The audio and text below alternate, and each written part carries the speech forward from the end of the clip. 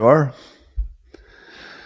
We better check the stock market here because, as you know, it's the Tariff Liberation Day. Let's see how everything looks. Stock market is a little roiled. We got a little bit of green and a lot of red. S&P 500 is down a little bit. All right. Well, let me get my comments going here, and then we can have the show you deserve. Yeah, it's the one you deserve. Not the one you get, it's the one you deserve. Bum, bum, bum, bum, bum. Bum, bum,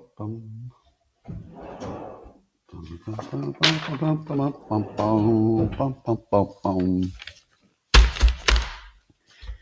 Good morning, everybody, and welcome to the highlight of human civilization. It's called Coffee with Scott Adams.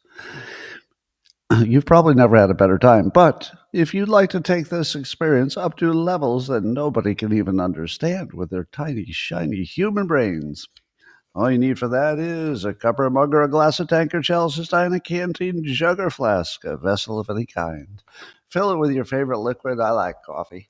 And join me now for the unparalleled pleasure of the dopamine dinner of the day, the thing that makes everything better. It's called the simultaneous sip, and it happens right now. Go.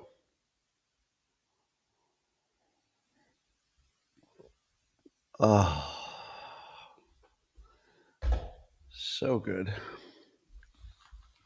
Well, you probably heard by now actor Val Kilmer has tragically died at age 65 from pneumonia in Los Angeles. I don't have anything to say about that, but when people who are younger than me die, it bothers me a little extra, I have to say. So rest in peace, Val Kilmer.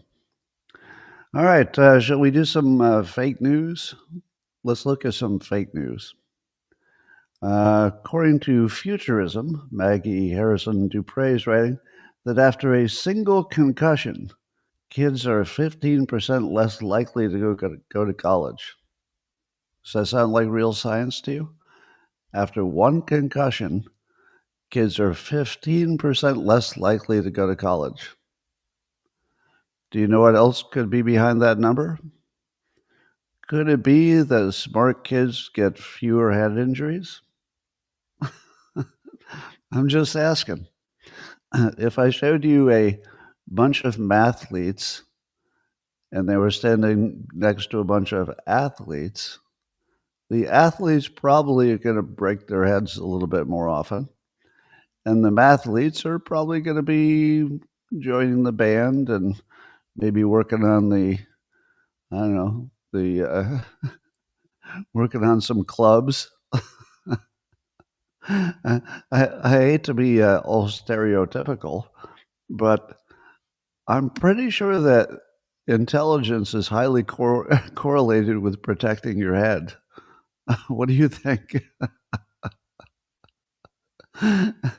Yeah. Do you think that people of all intelligence levels are equally likely to wear a helmet to ride a bicycle? It's not been my experience. My experience is the dumber you are, the less likely you'll wear a helmet when you're riding your bicycle. Anyway, I thought that was funny.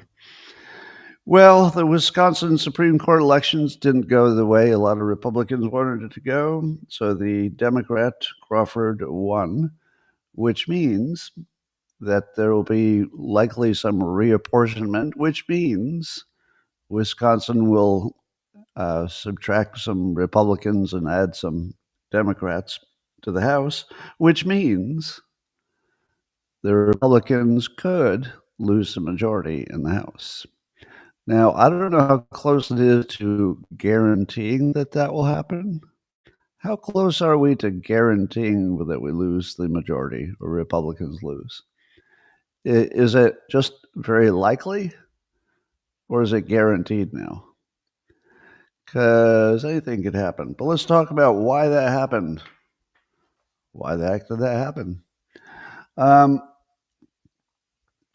According to The Hill, They say that Elon Musk might be toxic to elections. Charlie Kirk says that the low propensity voters, a lot of low propensity voters voted for Trump, but if Trump's not on the ticket, are they really going to show up for a local election? That might be part of it. I think a lot of it is that the Democrats had nothing else going for them. So they had this one thing that if they could find this clever way to sort of beat the system, that they wouldn't have to act like they live in a democratic society. They'd rather live in a lawfare-driven kleptocracy or something. So they found this little weaselly way to win if they could put all their energy into it. But they didn't have anything else to put energy into. They had no policies, no ideas, but they sure like this idea of reapportioning so they have power. So some of it has to do with the fact that nothing else was happening. And so they could put all of their hopes and dreams and energy into this one little weaselly thing. And I'll tell you, Democrats love weaselly shit. It's like, lawfare? Sign me up. Reapportion to win? Absolutely. So it's all trickery and schemes. But do you think Elon Musk is toxic to elections and that might lead to the midterms? Do you think the midterms will go poorly because of Elon? Well, that might. The interesting part is that he'll be done with his role. It's supposed to only last 130 days, so he'll be done, I don't know, over the summer or something. And he thinks he can get his $1 trillion of savings before he's done. Now, if he does that, if he succeeds and the major news sources agree that, okay, he did find $1 trillion, didn't think he could do it, will that still make him toxic? Well, maybe. But it seems like after he's no longer working on the government, isn't it going to be harder to say it's his fault? Because the actual cuts are going to be made by, cabinet heads and group leaders who are in the government. So are you really going to blame Doge or Musk if they get $1 trillion and every one of the cuts, every one of them at this point, would be approved by people who, are at least, most of them, I think, had to be at least approved by Congress before they can get in their job? I don't know. It could feel completely different in 6 months. Just the fact that you don't see his face associated with it all the time. And the main thing is, when it comes to Democrats, I saw a Dr. Insensitive Jerk on X saying that you won't understand Democrats until you understand that that they're thieves, and they like letting people out of prison, and they like prisoners having freedom because they relate to the thieves. That's pretty harsh. But it does seem a little bit like when you show them let's put it this way. It seems to me that Democrats are about transferring wealth from people who made it, and Republicans are about creating wealth. So you got one party that creates wealth, and that's their main thing, and one party that wants to just take it away from them. I don't know how could that even be a thing, but it feels like that's what it is. Well, today's Liberation Day, April 2nd, and the President Trump will be announcing at 4 p.m., I think, in East Coast time. From the Rose Garden, he'll tell you what exactly the tariffs are going to look like. Will they be just straight reciprocal? Will they be done with a scalpel or a jackhammer? It doesn't matter what he does. The press is going to say they hate it because, what else they have to do except say they hate everything he does. So we'll see how that goes. That's what's roiling the stock market today. The stock market's gonna react to the uncertainty. Now, Israel quite cleverly got out in front of it and dropped all their duties and tariffs on American goods, to which a lot of us said, wait a minute, they had tariffs on American goods? I thought they were our friends, and they had tariffs on American goods. They weren't very high, and it wasn't much of it, so they didn't give up much by giving up their tariffs. But it's so smart to do it before the tariffs kick in. Like given that there wasn't much money involved, and Israel's very free market oriented, it was just a clever move to get ahead of it and be one of the first. Let's call it a victory for Trump, because sure enough, he threatens, and Israel just says, "Okay, we'll drop ours." So that's how the negotiation is supposed to work. India did the same. Somebody says, I haven't seen that in the news. Did India drop all of its tariffs? I think they only reduced them. So I'll have to check on that. But give me a fact check on that. Did India drop their tariffs in anticipation of the U.S. tariffs, or did they only adjust them downward? I think they only adjusted them downward, which would be not nothing. So we'll see how that goes. The funny part is people are still treating it like it's intended to be permanent. And it doesn't matter how many times it's explained. No, the point of this is to not have tariffs. The end goal is that we don't have tariffs, they don't have tariffs. So we'll see. Unusual Whales on X, that's an account on X, said that tariffs would add as much as $10,000 to the cost of the average new home. What do you think of that as a data point? That the costs of tariffs, the extra cost, would add $10,000 to the price of building the average new home. Now, that's per CNBC. Here's what I say. What's the first thing I teach you when they show you a number without a percentage? Or a percentage without a number? What does it mean when the news gives you a number without the percentage or the percentage without the number? Because you don't know how much the average house costs to build, do you? You don't know if that's 20%, 2%, 1%, do you? So this is propaganda, or just really lazy work. Because I had to go to AI and say, what's the cost of the average house? And somewhere in the 300,000 range would be the average cost of a new house. So $10,000 added to that would be about 3% extra. Now, would it be fair to say that now that we know the number and the percentage, would it be fair to say that the tariffs will add 3%? No. No, because the point of the tariffs is not to leave them in place. The point of the tariffs is to negotiate. So what we don't know is where it all shakes out. But what we do know for sure is that nobody, including the administration, plans for them to be permanent and to just add costs to the U.S. consumer.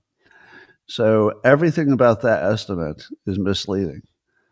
First of all, that it would last, or even ever.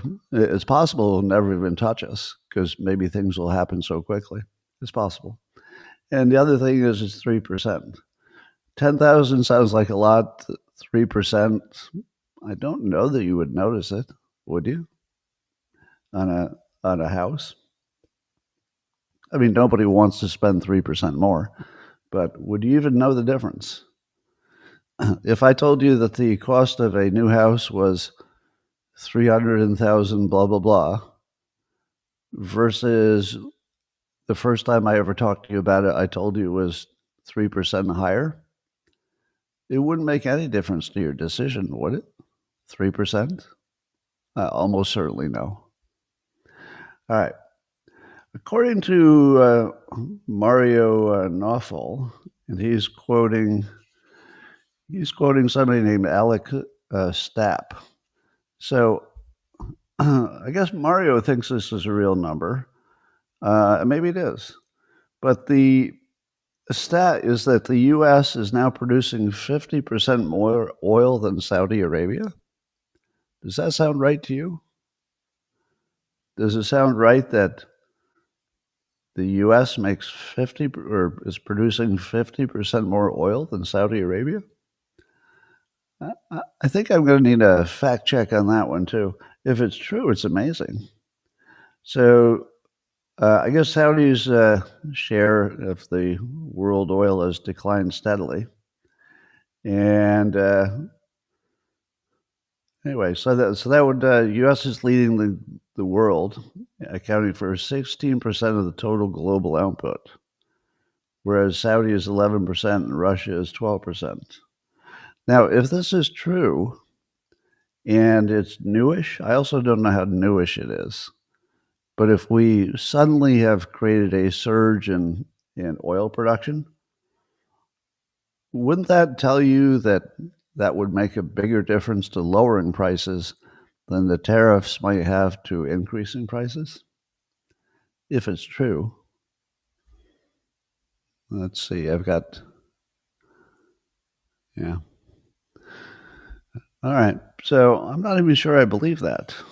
It sounds like almost too good to be true. Well, as you know, Senator Cory Booker, he broke the record for talking nonstop in Congress or at the Senate. But they're calling it a talkathon, not a filibuster, because it's not a filibuster because he wasn't trying to stop any particular legislation. So why was he doing it? I don't know. I've been watching this news for like 2 days, and it's a headline story. I don't I don't even think the news told us why he did it. I feel like he just needed some attention, and so he just put on a play. What are we going to do? I don't know. How about I put on a play, and I'll pretend to be the very tired senator who cares a lot and talks for 25 hours and breaks the record. And I'm thinking, it's pure theater. There's not even a specific thing he wanted. Somebody said it had something to do with immigration, but what exactly is he disagreeing about immigration? So the ridiculousness of it, the complete weakness of it, can only be can only be beaten by the fact that apparently his really good friend, who works for him sometimes, was led into the building around the security check, and then later he told people he had a gun. He was immediately arrested because no guns are allowed in the Senate. But it's a little unclear whether Senator Booker is the one who escorted him in, because it seems like Booker was probably just at the podium most of the time, or somebody else did. But I think it was reported as a member of Congress led him in and led him around the screening. Why does anybody get to go around the screening? If you're the security person and a member of Congress says, oh, this is somebody I know really well, we're going to let him go around this screening, I would say to you, isn't that the most dangerous person who came to the building? The one who has somebody who's going to take him around the screening? Why would you ever let anybody do that? So first of all, I'd probably fire the security people for allowing a member of Congress to take anybody around the screening, especially when you find out later they have a gun. Now, apparently there was nothing dangerous about it, but I mean, he wasn't threatening anybody or anything like that. But that's just crazy. Now, do you think that's bigger or is that a worse problem than Mike Waltz fat fingering? Probably. We don't know the exact story. But however, he invited Jeffrey Goldberg accidentally, and then he saw some plans for the attack, which they don't call plans for the attack. I don't know. I think these are both nothings. They both led to nothing. Nobody got hurt. Could have been a problem, but wasn't. So I'm gonna treat this. The friend who brought a gun in. I'm gonna treat this the same as the Mike Waltz thing. I don't really think, even if Booker is the one who took him around the security, we don't know that. But even if he is, I don't think Booker should be, resigning. I don't think Mike Waltz should be resigning. These are just tiny little, human problems. They were dumb. I'm not defending any of it, but not the biggest problem in the world. Well, meanwhile, CNN and Harry Yenton has some new numbers that are bad for Democrats. So, according to a new poll, Quinnipiac, Democrats' opinion of their own, well, actually, the entire voters' opinion of Democrats in Congress is 21% approval. Now, this is Democrats in Congress, so it's not about the party of Democrats, just the ones that are elected in Congress. And only 40% of Democrats approve of their own bunch of Congress people. It's the lowest approval on record for Quinnipiac. So even though the Democrats had a good day yesterday in Wisconsin, so they can do their little reapportionment scheme, they're not doing so well. By the way, there were some elections in Florida, some special elections, and the Republicans both won, but not by as much as people thought they would. So everything is sort of suggesting, all the special elections are sort of suggesting that the Republicans have some weakness whenever Trump is not on the ticket. So that could be a bad signal coming up. All right, so yesterday, I didn't know during the show that Bill Maher had already had dinner with Trump at the White House. And there's a little bit of feedback. I think Bill Maher is going to talk about it on Friday on his show. That will be interesting. But the dinner was Bill Maher, Trump, Kid Rock, who set it up, and Dana White, who was just there because he's a good dinner date, I guess. And I was thinking to myself, how could that not be fun? I mean, just think about it. Bill Maher, Trump, Kid Rock, Dana White. There was no chance that could be anything but a good time. But here are the little bit of stories we've heard from it. We'll hear more. I think I heard this on Gutfeld, that Bill Maher brought with him a list of insults Trump had said about Bill Maher over the years and handed it to him. So what do you think Trump did with it? The list of insults that Trump had used against Bill Maher. What's the funniest thing that Trump could do?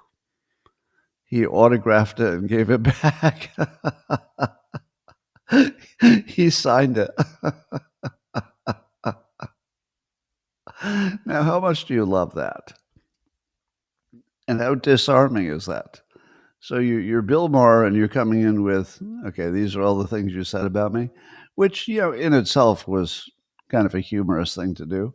But I think Trump topped him by signing it, especially if he hadn't been asked to sign it. It's funnier if Bill Maher didn't ask him to sign it and he just said, give me a pen. Oh, that was funny. But apparently a good time was had by all. They got along, and there was a little guided tour of the White House and even the private residence. That's the good stuff. People don't get to usually see that. And then we learned that Bill Maher, the Democrat that he's been forever, has never been to the White House. Even I've been to the White House.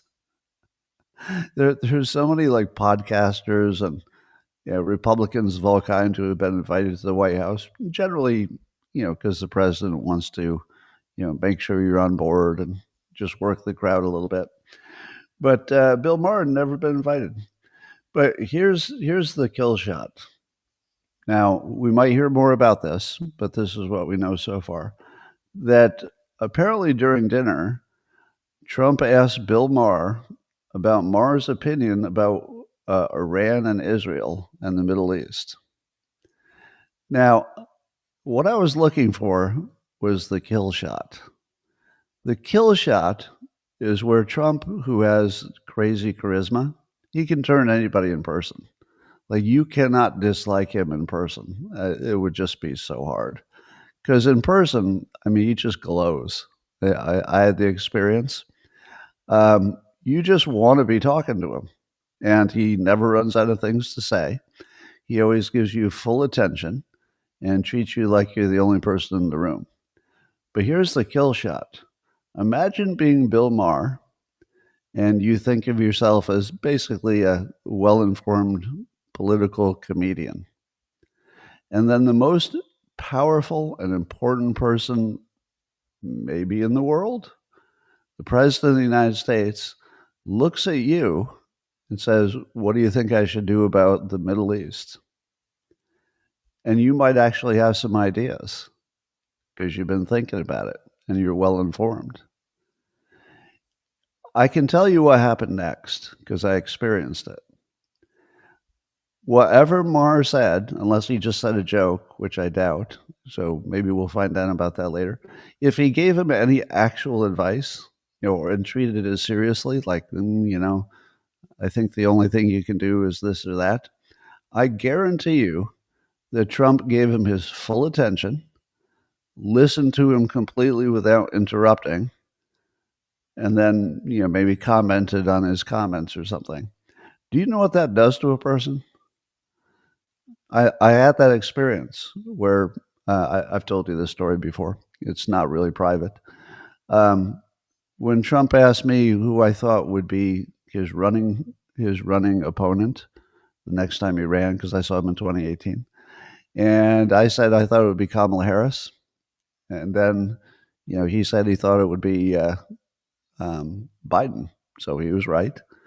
But when the President of the United States asks for your opinion, and then he listens for the answer like he really actually, no joke, in the real world, wanted to hear your opinion, the power of that is incalculable.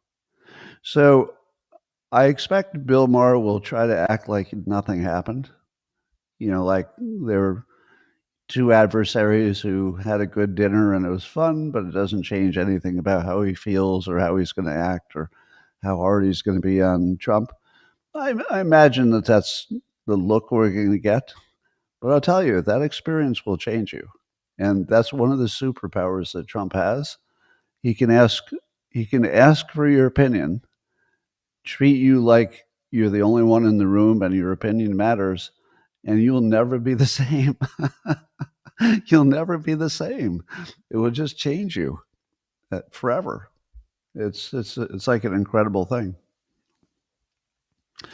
Anyway, do you remember a while back?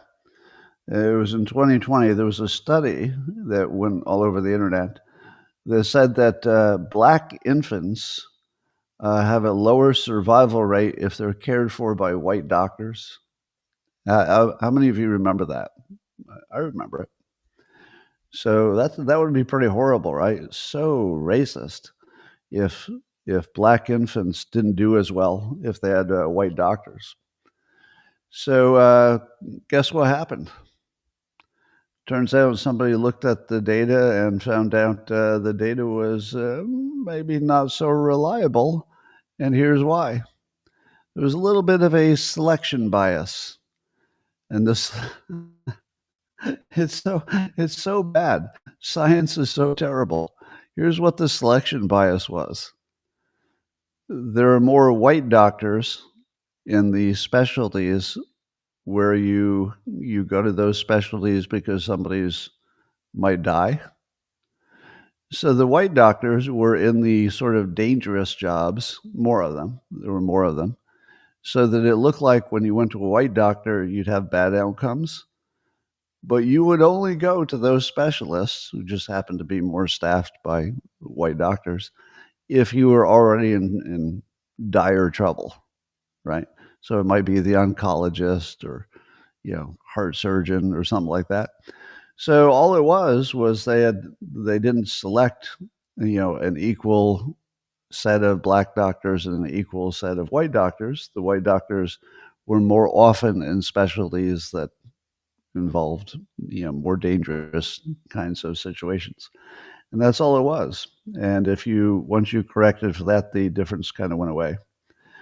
Now, even if you didn't know that, what was the credibility you should have given the study from day one as soon as you heard it? The answer is none. From the first time you heard it, without even knowing what the problem was, you should have said, "Oh, it's one of those." Here's why: half of all these studies, half, are not reproducible, meaning that it's a coin flip, whether it's real or not. Even if it's peer reviewed, there's a 50% chance it's not reproducible, meaning it was never valid in the first place. Now, if the question is sort of a yes/no, which this is, do the black babies do as well if the doctor is a different race? Yes or no, right? It's like a coin flip. It's yes or no. Under those conditions, when the studies themselves are only 50% reliable, what is the difference between doing a study and not knowing if it's reproducible and flipping a coin? Because it's just going to be yes or no, heads or tails. And the answer is there's no difference. There's no difference between that study, even if you didn't know that it was flawed. At the start of it, you should have said, "Well, that means nothing." Now, it could become meaningful. Let's say if the study were reproducible, that would mean something. Suppose other people did studies in the same domain and got similar answers. Well, now you have my attention. As long as it's not all being funded by one kind of entity that has a horse in the race. But no, when you first hear a study like this, it's just a coin flip. It means nothing. Here's another one. Lab-grown meat. I saw this on the internet today. Lab-grown meat potentially worse for the environment than retail beef. So this is told to us by an account called No Farms, No Food. So it's an entity that is sort of pro-farm, which means probably not pro-lab-grown meat. And they say an interdepartmental study from the University of California, concluded that lab-grown meat may be up to 25 times worse for the environment than natural pasture-raised cattle retail beef. Now, here's the first tell that something's amiss. The poster that's pro-farm did a screenshot instead of a link. So if I wanted to click and see the details of the study, couldn't do it. So that's your first, that's a little signal there. Secondly, we don't know who funded the study. Was it Big Meat? I mean, who else would fund it? Was there anybody else even going to look into it? I don't know. So if you don't know who funded it, you should ignore it. And then again, you have to put it into the context of the studies being 50% false anyway. So I don't know. I don't know if any of that's true, but it's low reliability. Speaking of low reliability, Catherine Herridge and a number of other people reporting about I guess we have some new information about the internal deliberations at the FBI during the time that the Hunter laptop story was breaking. And the news is that the FBI knew that it was real, but they just shut up and told everybody to shut up about it. Now, Did you have the same experience with this story that I did, if you already heard it? That didn't we already know that everybody in the government was lying about the laptop and that they knew it was real? I had trouble figuring out what was the new part. Maybe I just assumed it. Didn't you? Is there even one person listening who thought the FBI thought that that was fake, or the Department of Justice, or those 51 intel people who said it looked like Russian Russian, I don't know, craft or something like that? I didn't think that there was anybody who thought that was real. Or I didn't think there was anybody who thought it was anything but real. I thought we knew everybody in the government was lying in every capacity, in every place, including the FBI. But I guess Catherine Herridge is going to do an expose with, or a deep dive with Michael Schellenberger. I don't think they've worked together before, so this could be interesting. And so they got newly released FBI chat messages, and basically people were told to stand down and shut up about it. But again, why does it feel like I saw the future or something, right? Because I kept reading and thinking, didn't everybody know this? Didn't everybody know the FBI was lying if they were involved at all? I don't know. Stop acting. Stop acting surprised that the FBI lied to you. Well, the New York Times has inexplicably written a very long story about the U.S. involvement in Ukraine. I guess this was yesterday, the day before. And it kind of reveals what all of us already knew again. So this is like the same thing I said about the last story. Didn't you already know that the U.S. was deeply involved in creating the situation that caused war in Ukraine?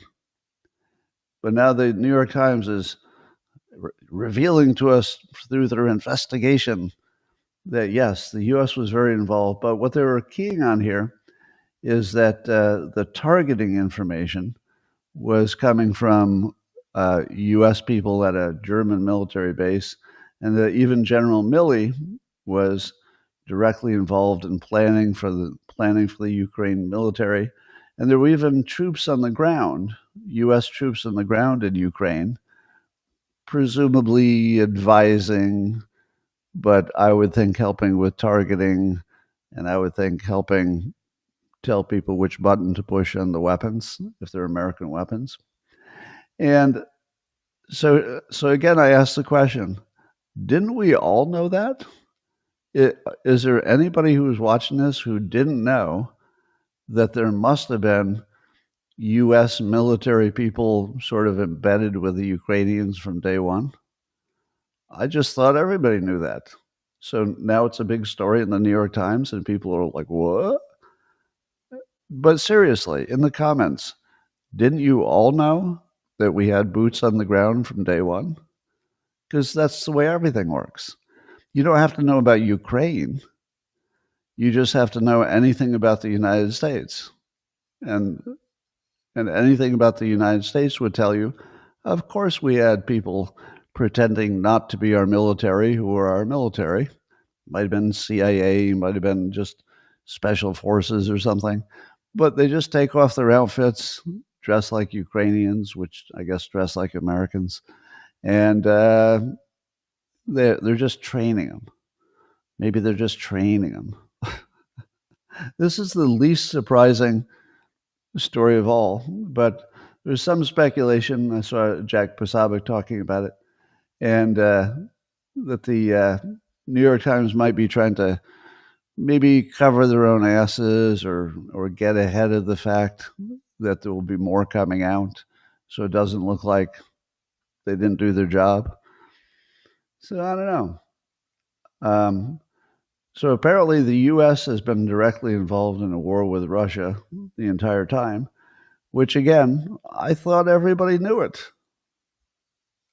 None of you are surprised, right? It's just how we operate. Anyway. So now that there are multiple offers for TikTok, Wall Street Journal is reporting that Trump is going to be briefed on all the offers and make some kind of a decision. But here's my question. Isn't it up to China? If China says you can't sell it, or TikTok says it, but really we would imagine that China was behind it.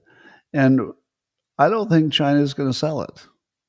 So if I had to predict, I think that China would eat the billions of dollars of revenue that they could have made, 50 billion or whatever it is, because a lot of that would go to the investors. It wouldn't go to China.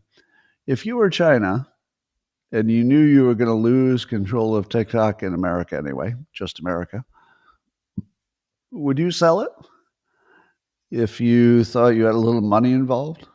Maybe a billion here or there, or would you just say no? We'll just go out of business in America and just sell it everywhere else. I think China is not going to approve the sale. So I think Trump is going to have to kill TikTok, which China would be challenging him to do, because you know how unpopular that would be? That would be super unpopular, because even Trump has said he's pro TikTok. So I think that China is going to want to corner Trump and put him, especially during the tariff situation, they're going to want to corner and embarrass Trump by saying, hard no, we're not selling it. So if you want to put it out of business, that will be you, Trump, putting it out of business. So explain that to all the small businesses who go out of business because they lose their TikTok access. It would be a nightmare. So I feel like Trump may have accidentally walked into a trap that he set himself. How in the world does he get out of this? So that's my prediction. China will be a hard no on the sale, and they'd rather embarrass Trump into being the one who kills TikTok. I think that's where it's heading. Apparently in New York State, there was some kind of a big strike by the corrections professionals. And so there won't be enough, or there are not enough people to operate the jails. So what they're going to do is release a whole bunch of prisoners, not the most dangerous ones, but they're going to release some massive amount of prisoners that should be in jail just by saying they don't have jails. They don't have a staff to manage it. So I guess the corrections officers have been on strike since February. They don't like the forced overtime and tough working conditions. To which I say, why did you ask for a job in a prison? What? Why? Imagine asking for a job in a prison and then complaining about the difficult working conditions. What did you think it would be? Like when you decided to work in a prison, did you think you'd have a nice cubicle and a window view? It seems to me that job would be the hardest job of all jobs, and also the most dangerous. So I certainly understand why they'd go on strike. I just don't understand why they take the job in the first place. Well, meanwhile, Project Veritas has a new undercover video involving the NASA and the State Department, in which the employees are saying that they're not getting rid of DEI, they're just rebranding it. And they're going to defy Trump's orders on DEI being illegal. So they said they canceled their DEI stuff, but people just did it and called it something else. They work around the rules. What do you think is going to happen? Do you think that the Department of Justice, I guess it would be them, Pam Bondi, would come after them when the undercover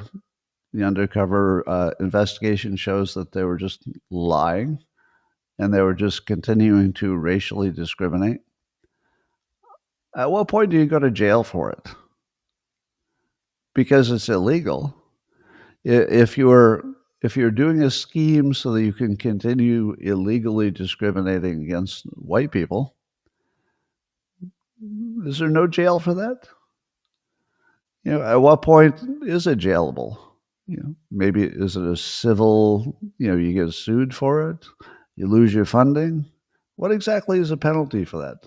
Because if there's no penalty, nothing's going to happen. But apparently racism is very important to NASA and the State Department, at least parts of it. Well, according to The Hill, Tim Walz's daughter has decided not to go to grad school.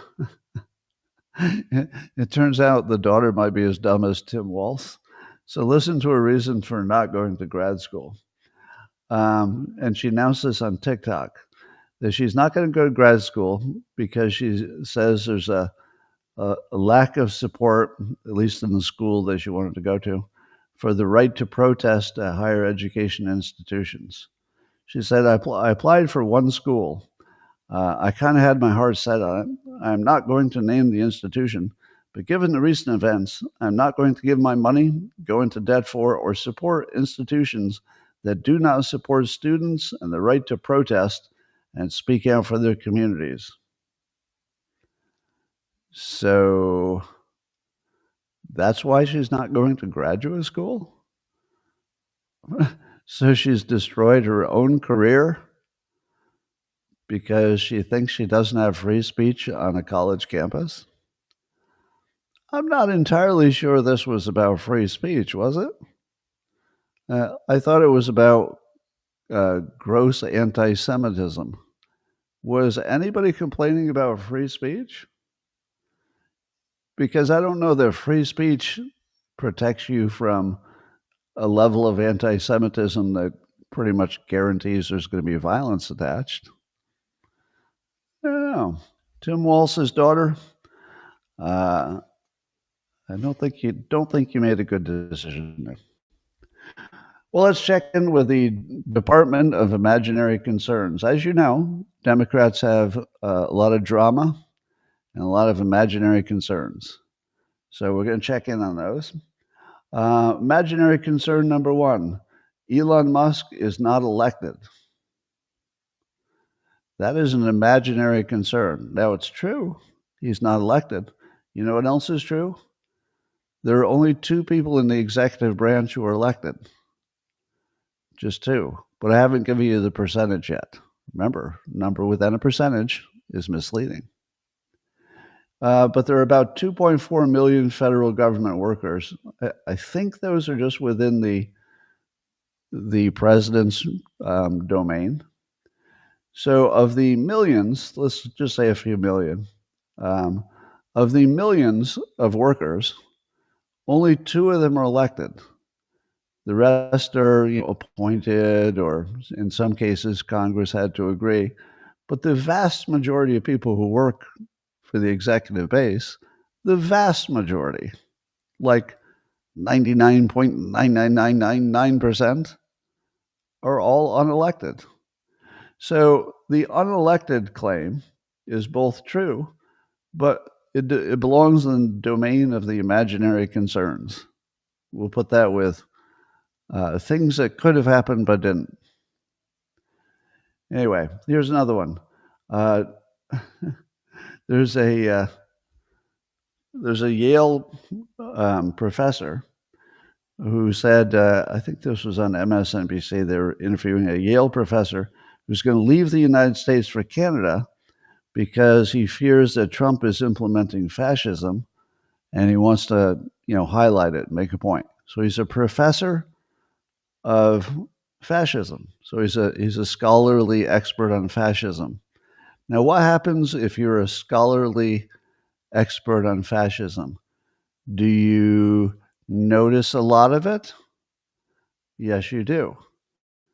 What would happen if you were a scholarly expert on ghosts?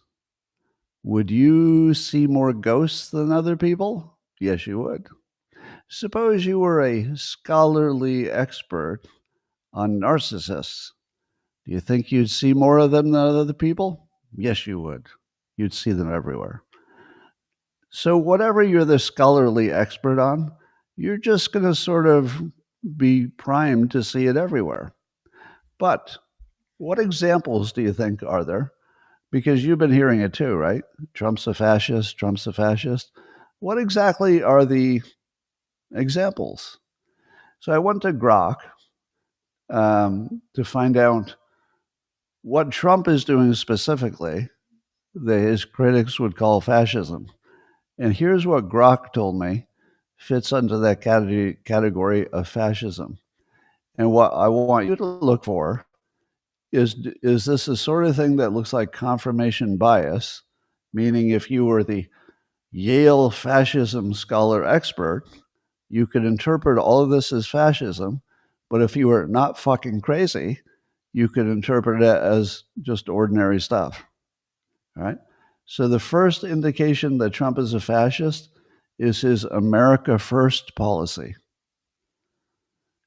If you happen to be the Yale fascism scholar expert, well, that's a pretty big signal that you're going to be a fascist.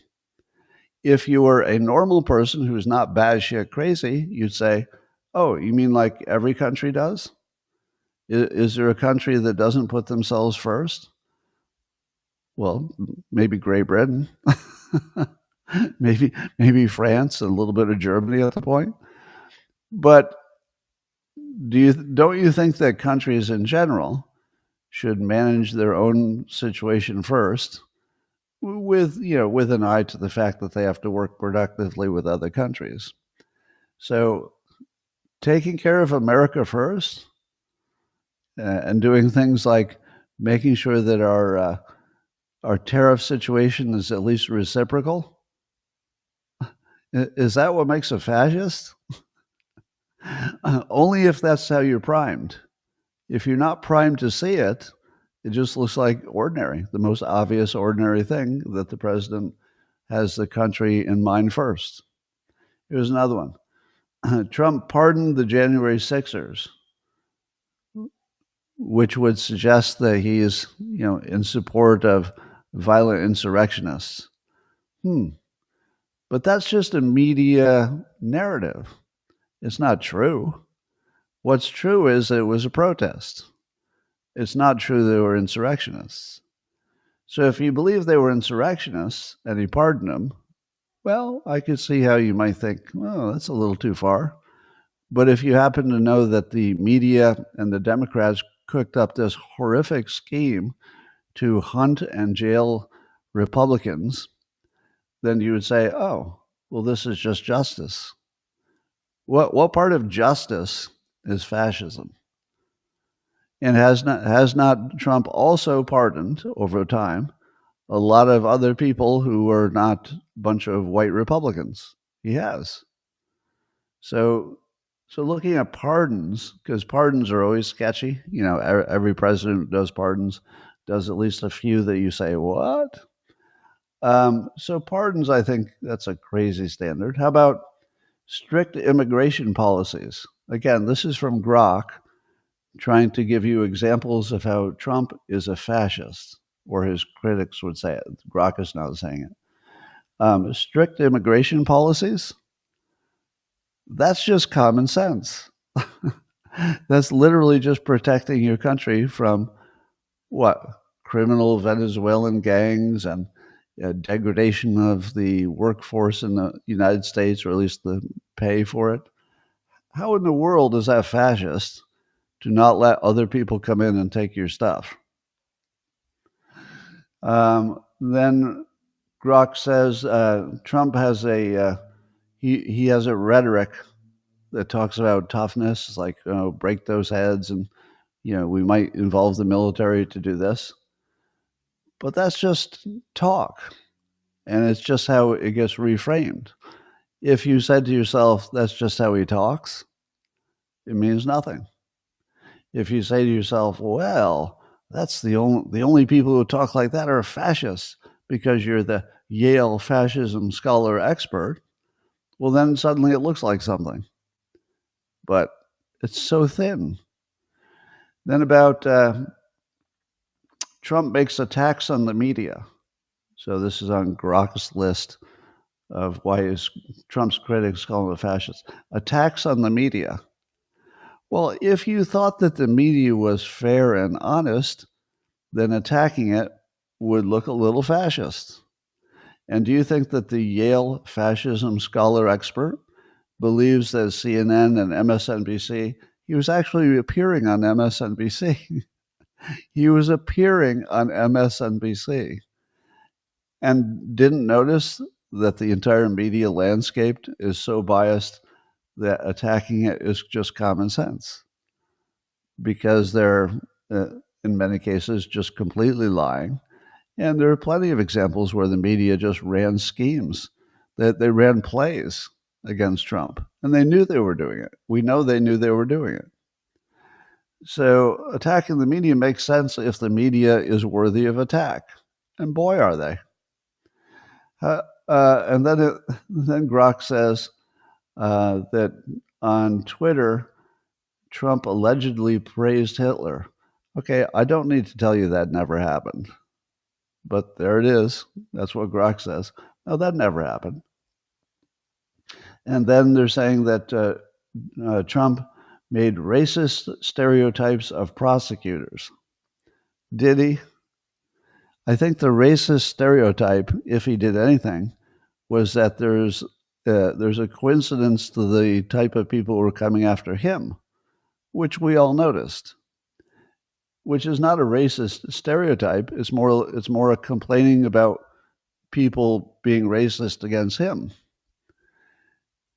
Now, and then the summary is that Trump likes nationalism, suppression of dissent, and authoritarian government. Suppression of dissent? What part was that?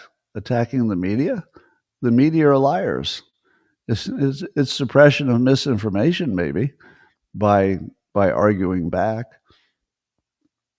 And authoritarian government? What makes it authoritarian versus effective? Where's the line between getting stuff done and being an authoritarian? Does the authoritarian ask Kid Rock and Bill Maher to go to dinner? It seems to me that this is one of those framing hypnosis cult situations where if you've been trained to see the world through the eyes of everything's fascism or it's not, then you could sort of talk yourself into it. But no, the evidence is purely open to interpretation, and I don't see it. But once you're a ghost hunter, you're going to see a lot of ghosts. According to the Daily Signal is writing, Tyler O'Neill, that Tesla owners not connected to Doge, just people who own a Tesla, are acceptable victims according to 31% of Democrats. So roughly a third of Democrats in a poll said that attacking people who simply owned a Tesla, which would include, probably half of them are Democrats or leading Democrat, that they would be acceptable targets. Now, remember I told you that Democrats are basically thieves, and they're looking to take things from people who have things. That includes Democrats who have things. So if anybody has nice things, you're going to find a lot of Democrats who are willing to take it away. And I don't think it goes deeper than that. So I think that probably 31% of Democrats can't afford a Tesla. So if you say to them, hey, how about these people who can afford a Tesla, or even just afford a car, what do you think of them? And they're like, I think they should be victims just because I don't like Elon Musk. But really, is that the reason? Or is it just because they can afford a nice car and you can't? So that's crazy. I think in general that people who don't have money are in favor of violence against people who do. Do you think that's a good generalization? People who don't have money and don't expect that they're going to make any in any legal way are going to say they're going to be open to violence to take money from the people who have it. Because everybody wants more money. And if you can't figure out a way to make it yourself, maybe you'd rather take it from people. I had the experience of going from a low income situation to a high income situation. And I can tell you that while I thought my character was improving and my morality as I got richer, I eventually realized I was just protecting my own class. Like I became really anti-crime when I had money that people could steal from me. But when I had nothing and I saw somebody maybe ripped off a rich person, it didn't bother me a bit. Is it because I used to have low character and then I developed a conscience and higher character and morality and ethics? No, I probably just made more money and then joining the people who said, you shouldn't attack people who have more money because they earned it themselves. So the difference, I think, with Republicans who don't have money and Democrats who don't have money is that Republicans who don't have money are more likely to think, but I could have money if I worked harder and did all the obvious things that people do to make money. So they're not thinking, I want to steal things and go to jail. They're thinking, how do I work harder? Where's my mentor? Where do I get a foot in the door so I can make something of myself? I think the Democrats are more likely to think that the system is rigged and they need some reparations, or they need basically they need the government to take money from the rich and give it to them. And whether you deserved it or worked for it, none of that matters. They just don't have money. Other people do. So they're trying to figure out ways to get it. And if you can make the government be your criminal enterprise, which is what Democrats have done, you notice that Democrats have turned the entire government, through USAID and all the NGOs, they've turned the entire thing into a criminal organization to take money from the people who have it and give it to themselves. I mean, in many cases, they're rich and they're still doing it. So there's that. Anyway, here's a story that sounds like you've heard it before, but it's actually just the third one like it. There's yet another law firm that Trump went after because they had been involved in investigating the January 6th attacks and some other stuff. And let's see, this one is called Wilkie, Farr, and Gallagher. So Trump was getting ready to go after them, but they cleverly got ahead of it. And they said that they'll provide the equivalent of $100 million in pro bono legal services for causes the administration supports. Now, this is the third major law firm to offer a gigantic pro bono, kind of essentially bribe. Could you call it a bribe? They don't call it a bribe. Let's not call it that. But here's my question. So pro bono means that nobody would have to pay for it, and they would do $100 million in legal services for Trump-related or Republican-related areas. Now, here's my question. Do they put the top lawyers on that kind of pro bono work? Are you going to get the A-plus players? Or are you going to get the lawyers that maybe won't make it with the law firm and, they're junior and, well, we could say we tried, but, we put our lawyers on it and we did not prevail, but I'm going to call that $10 million of legal service. And nobody's really going to check that it was really $10 million of legal service. And they will burn through that $100 million commitment in no time at all. And they will probably not win a single case. They'll somehow, it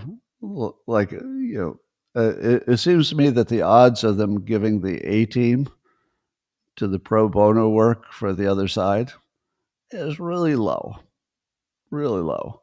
So I'm not so sure that this is a real victory, but It's fun. All right, here's a question that I can't wrap my head around. Um, it doesn't seem like that long ago we were talking about China was in terrible trouble because their demographics are bad. They don't have enough young people. They're full of bureaucracy and they can't get anything done. And they might have a lot of debt and they build a bunch of cities that they're just knocking down because it was a waste of money. And they're stretched kind of thin everywhere, and they're getting ready to collapse at any moment because the U.S. is moving its manufacturing out of there, et cetera. On the other hand, it seems like the United States doesn't know how to make anything, and China has entire industries of people that they've trained in the art of making stuff. So if you wanted to build a manufacturing facility in the United States, you'd have to find somebody who knows how to do that, and there aren't that many compared to China, where I think it's a major. And you got all these armies of trained engineers and everything else who just know how to build a manufacturing plant. So how do you compete with that? That we've got our kids who can barely read. Every time there's a new report coming out, it's worse. So China is educating its kids. We're not. Um, it feels like we stopped being able to invent things. Only a few things have come out recently, mostly AI. But China's AI seems to be cheaper and open source. So if they keep their AI almost as good and cheaper and open source, how do our big companies that we think are the jewels in our crown, how do they even survive? How would ChatGPT survive if it's competing against just as good and almost free? I don't know how. And I don't think that China's going to, suddenly start charging for AI, or at least charging more. Um, suppose there's a war. The smart people, I think Naval said this recently, whoever has the most drones that are, at least good enough to be in military, whoever has the most drones is going to win every war because they're going to be all drone wars, and whoever has the most is going to win. How in the world are we going to have more drones than China? China will instantly go to complete military dominance because it can manufacture. It can just make drones all day long. And they would have rare earth minerals and they would have everything they needed. They wouldn't need anything from anybody. So that's crazy. So here's what I can't tell. Is China in trouble? Do they have debt problems and population problems and bureaucracy and they can't get anything done? Or have they become this competitive monster that will never be able to match militarily, technologically, or manufacturing wise? And if we can't match them as a economy, then eventually they will dominate us. And it seems like there's nothing we could do about it. I saw a post by Hotep Jesus on X, and Hotep Jesus is funny because he says things that you're not supposed to say in public. Very provocative things. And I don't have an exact quote, but I think he said something like, if you're not expanding your empire, somebody's going to basically expand onto you. So you don't have a choice of just staying the same. In this world, that's just not an option. You can be growing and growing your empire, or somebody else is going to grow their empire and take yours. Those really are the only two choices. Because if you look at any civilization that was thriving, they were usually conquering at the same time. Whether it was Rome when it was growing, China right now is looking to, conquer. It's already conquered Tibet, and now it's going to conquer Taiwan. It's already conquered Hong Kong. So China's growing, and it's looking to dominate the oceans around China. It's expanding. Russia is expanding. It got bigger, and in a pretty important way, and we don't know. I mean, it doesn't look like he's done, He just added more people. He just increased the size of his army substantially. Putin did, and then the United States. We're looking to pick up Greenland and maybe something about Panama and maybe even Canada.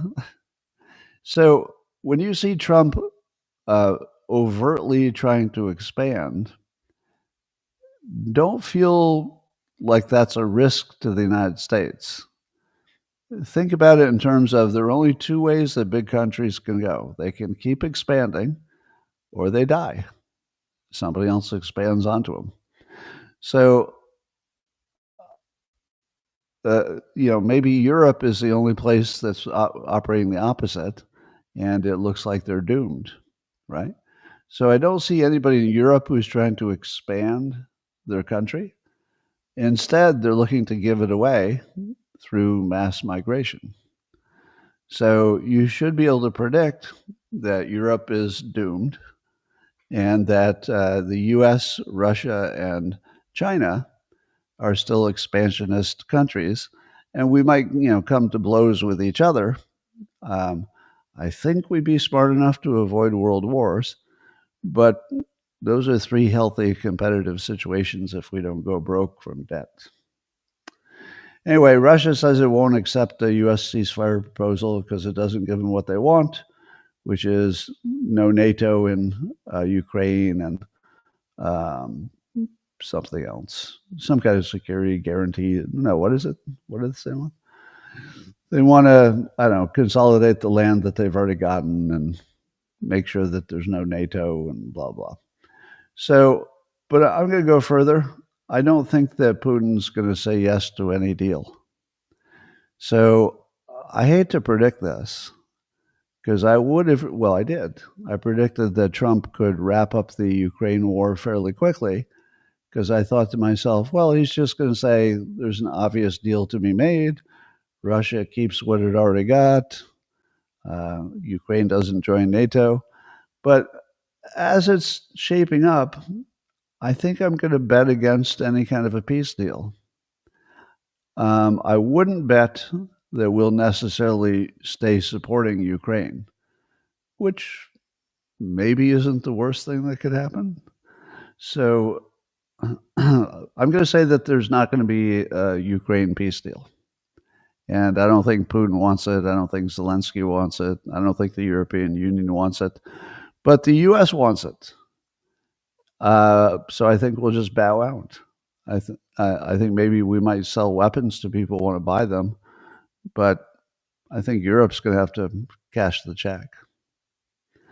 So, yes, no peace deal, in my opinion. It doesn't look like anything's pointing in that direction.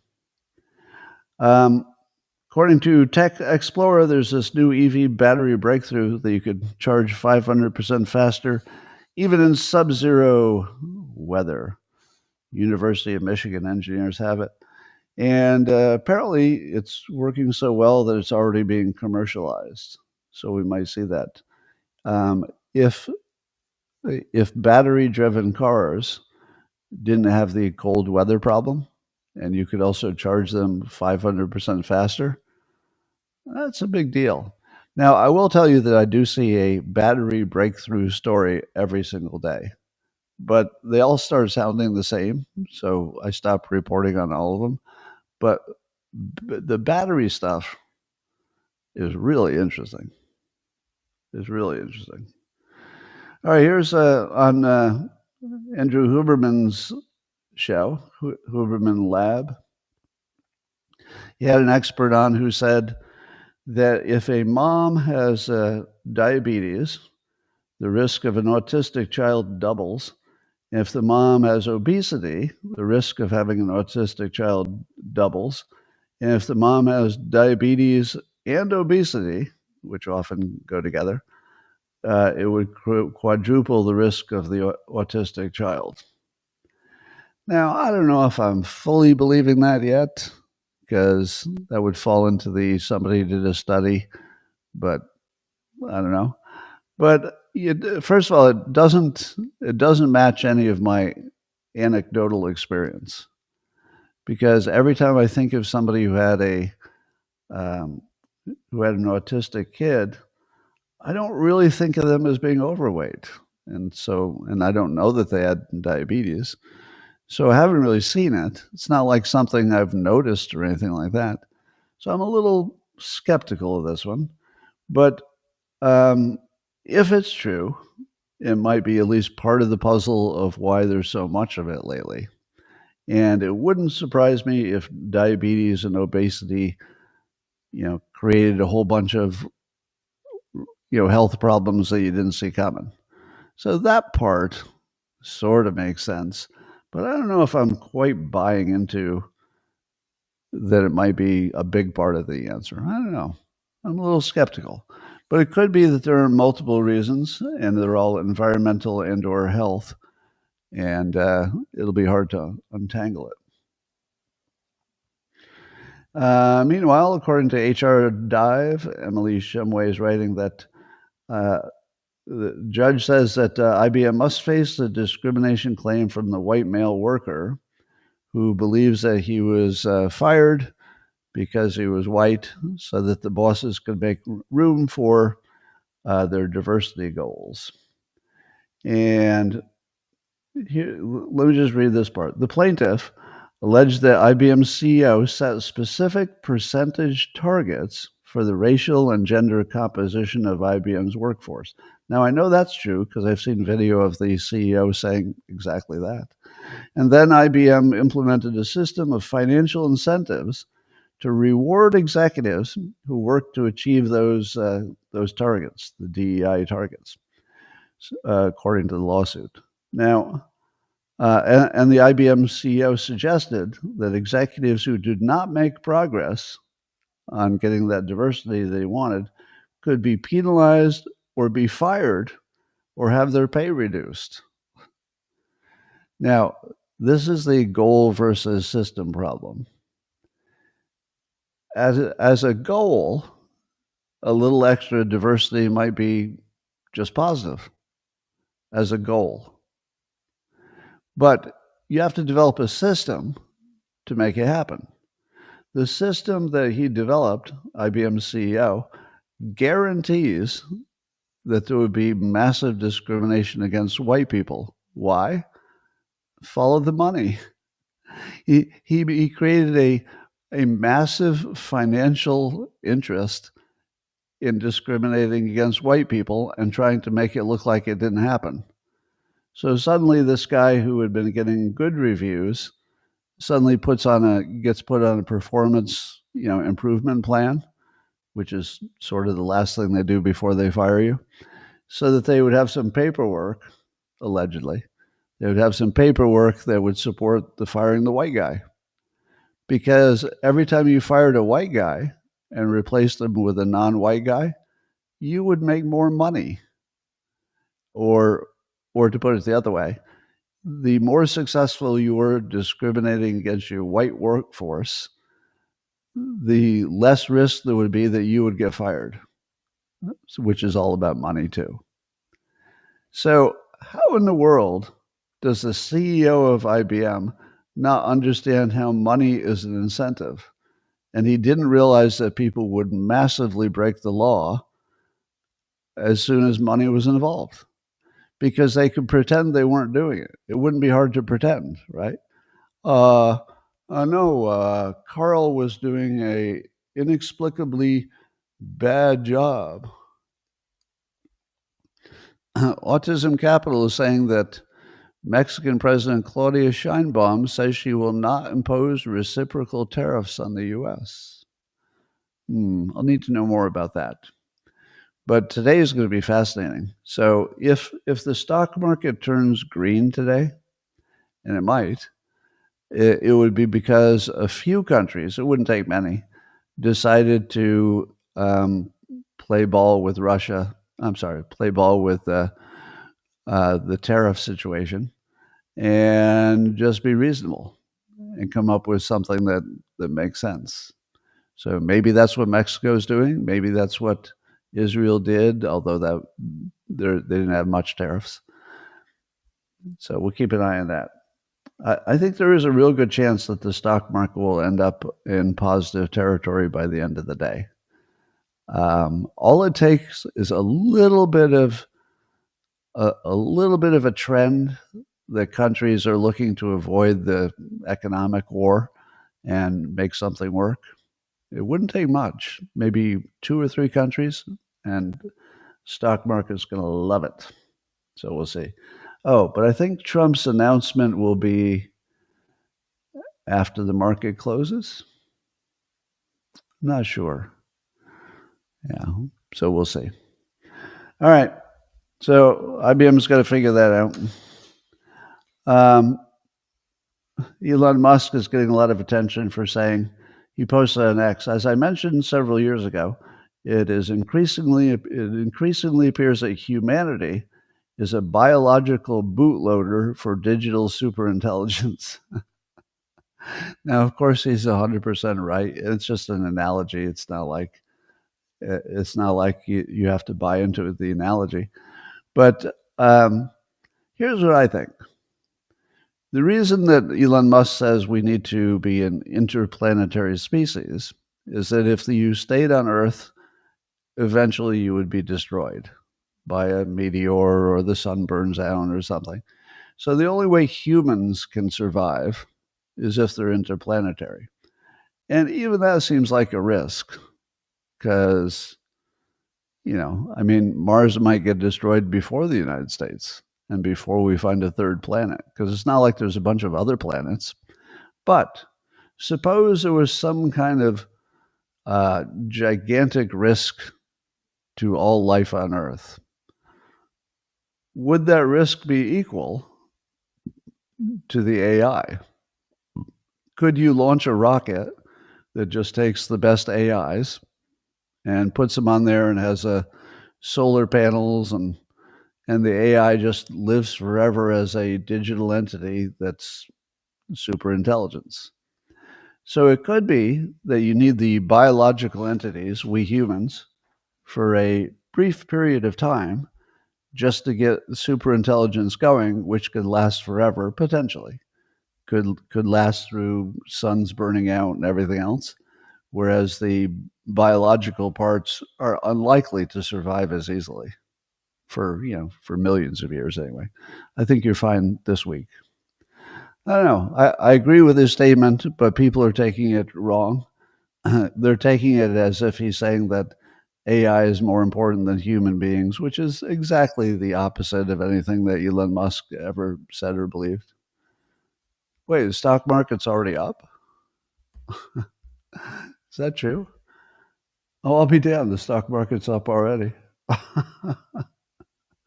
Well, there you go. There you go. All right, everybody, that's all I have for today. Thanks for joining on X and Rumble and YouTube. I'm going to talk to the subscribers on locals next and privately. The rest of you, we'll see you tomorrow. Same time, same place.